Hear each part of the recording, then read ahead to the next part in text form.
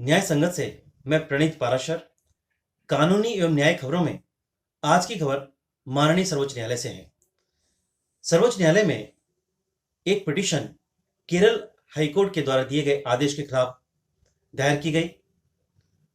Kerala high court ने केरल पशु एवं पक्षी बलि निषेध अधिनियम 1960 को संवैधानिक मानते हुए पशु एवं पक्षी की बलि पर रोक लगाने के आदेश को वैध ठहराया है। इस आदेश के खिलाफ याचिकाकर्ता ने एक याचिका माननीय सर्वोच्च न्यायालय के समक्ष प्रस्तुत की है।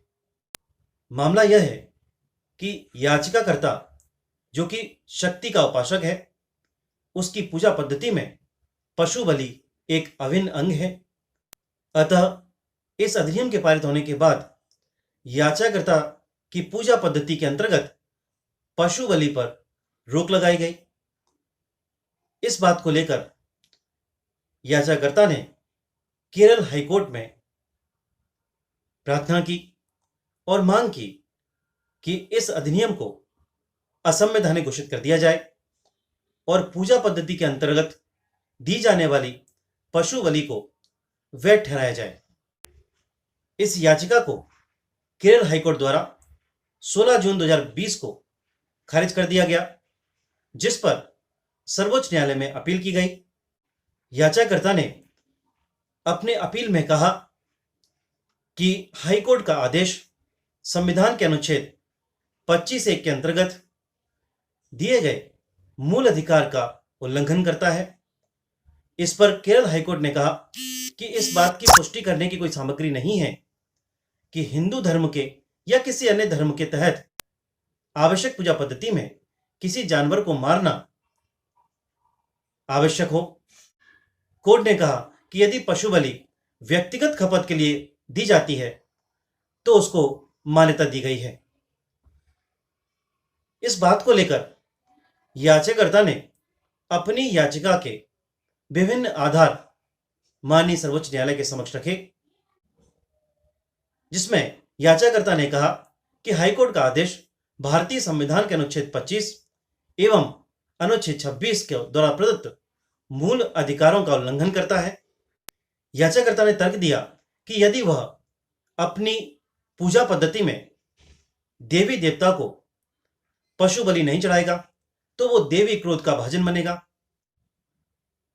याचिकाकर्ता ने अपने तर्क में यह भी कहा कि यह अधिनियम संविधान के अनुच्छेद 14 का उल्लंघन करता है, क्योंकि उसके धर्म के अलावा अन्य धर्मों में भी पशु बलि दी जाती है, जिसको यह अधिनियम किसी भी तरह से अपराध नहीं मानता है और न उस पर रोक लगाता है। याचिकाकर्ता ने कहा कि यदि कानून का उद्देश्य जानवरों का संरक्षण करना और उनकी सुरक्षा को सुनिश्चित करना है तो फिर सभी धार्मिक समुदायों के साथ एक समान व्यवहार किया जाना चाहिए और एक समान इस अधिनियम को लागू किया जाना चाहिए। याचिकाकर्ता ने यह भी तर्क दिया कि अधिनियम केवल मानसिक स्थिति को अपराध मानता है। वह किसी देवी देवता के लिए जानवर के मारने पर रोक लगाता है, जबकि किसी जानवर का मंदिर परिसर में ही व्यक्तिगत खपत के लिए माने पर्सनल कंजम्पशन के लिए यदि वध किया जाता है तो ऐसी बलि को यह अधिनियम प्रतिषेध नहीं करता है। अतः यह अधिनियम पशु बलि के पीछे केवल मंशा को अपराध बताता है, न कि पशु बलि को।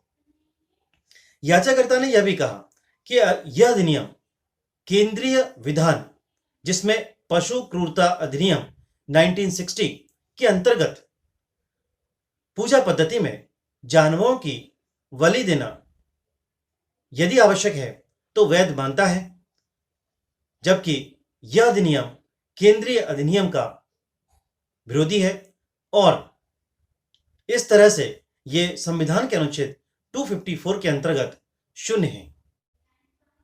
यदि याचिकाकर्ता के याचिका में दिए गए आधारों पर ध्यान दिया जाए तो यह बात स्पष्ट होती है कि पशु बलि, जो कि एक निर्दोष जानवर की बलि है, उसके लिए रोक लगाना किसी धर्म विशेष के लिए तो अन्यायपूर्ण है ही, साथ ही सभी धर्मों में इस तरह की पशु बलि को रोक लगाना न्यायपूर्ण होगा। अतः याचिकाकर्ता द्वारा जो आधार अपनी याचिका में दिए गए हैं उन पर माननीय सर्वोच्च न्यायालय को विचार करना है और विधि को दृष्टिगत रखते हुए उस पर न्याय करना है।